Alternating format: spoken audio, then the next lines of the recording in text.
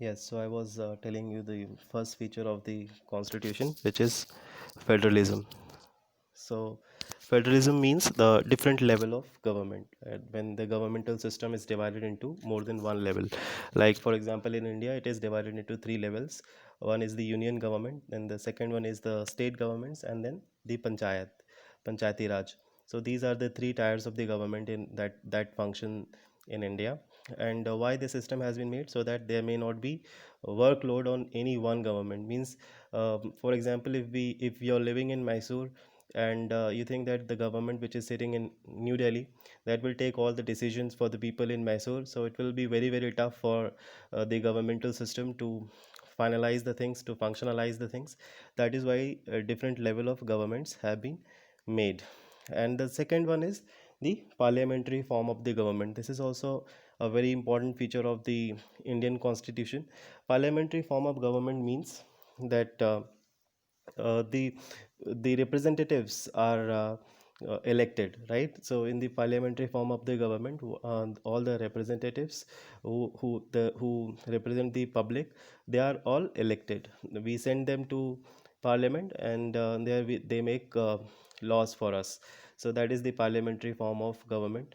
In the parliamentary form, we have got Lok Sabha and Rajya Sabha, where we send the MPs by electing them, and also the MLAs to the different state assemblies, and there they make laws for us. So that is the parliamentary form of government. And one of the very crucial features of this parliamentary form of government is that once we got independence, we gave the universal adult suffrage for all the citizens. It means that everyone who was at the time of independence, the age was 21. So everyone above the age 21 would get the voting rights, irrespective of their religious background, irrespective of their caste and cultural background. They all would be having the voting rights. Then the third one is the separation of powers.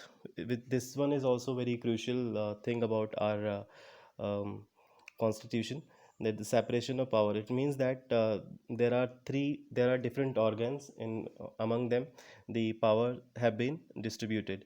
Like, for example, in India, these three organs are the legislature, the executives, and the judiciary.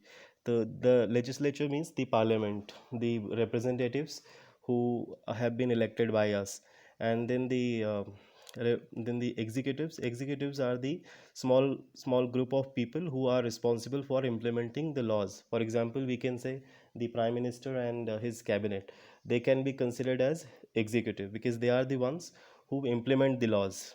And then the judiciary, I mean the judicial system of India, like the court system, the high courts and supreme courts, they are the judiciary. So among these three organs, the powers have been distributed.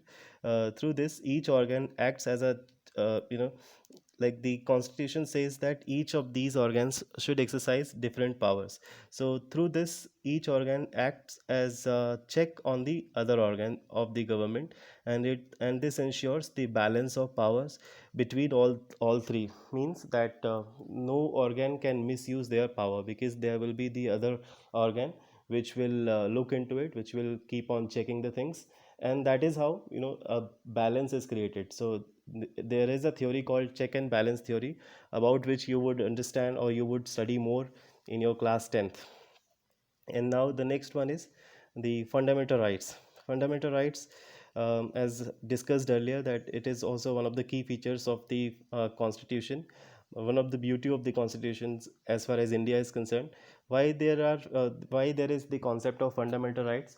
The As we got independence from the Britishers, so it was always thought that there should be a concept of fundamental rights, so that the government, I mean the state, cannot misuse its power.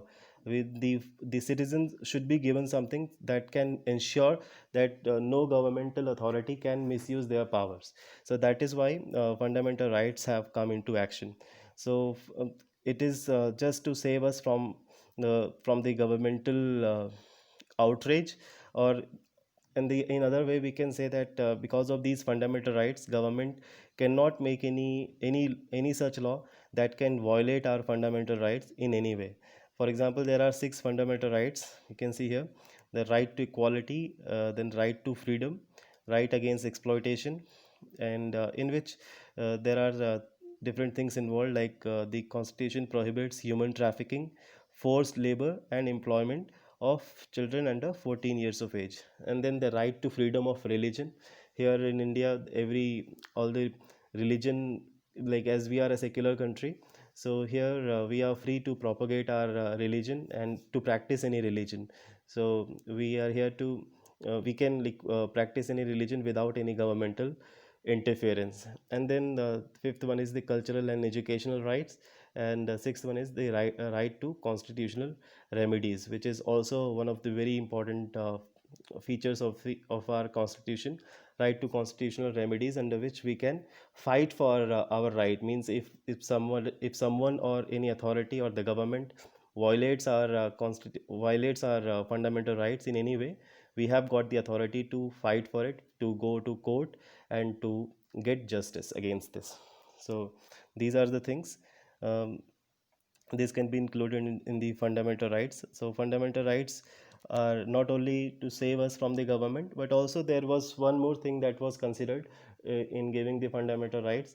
It was that to save the minorities in our country. Like in our country there are so many minority groups, so it was always felt that these minority groups should be given some sort of safeguard. So that is why the fundamental rights have come into action. And then the last one is secularism. Secularism, by this term we can understand what, first of all we need to know what is secularism. So secularism means that the country or the state will not have any official religion, right? And second thing is it will respect all the religion. So in our country, like the country India does not have any official religion. We cannot say it's a Hindu country, we cannot say it's a Muslim country, or any other religious country. We can say that it's a secular country in which all the religion have authority to propagate or to profess their religion. The government will not interfere in any religious affairs. So this is secularism. So by this we have come to the end of this chapter, and I just wanted to help you with one more thing in this in the first feature of our constitution, which was federalism. I told you that it means that there will be more than one level of government, like the central government, state government, and the uh, local panchayati raj. So how we decided what functions will be there, what functions, what will be the affairs that will be handled by the union government, or what would be the things that will be handled by the state government. It is decided by the list of the functions. Like in India there are three lists. One is union list, the second one is the state list, and the third one is concurrent list. So in union list, whatever the things are there, only the central government will have the authority to make laws about it. For example, the railways, the defense, the foreign affairs, the share market, post office, banking, insurance, these all come in the union list. So about these things only the central government can make the laws. And if we talk about the state lists, there will be educational policies, transport, land reforms, police. These things will come in the state list. So for these particular things, the state government can make their laws according to their convenience. And if we talk about the concurrent list, there will be the concepts like the population control, education, marriage, and divorce act. These things are there in the concurrent list. It means that both the state government and the central governments have the authority to make laws about these things.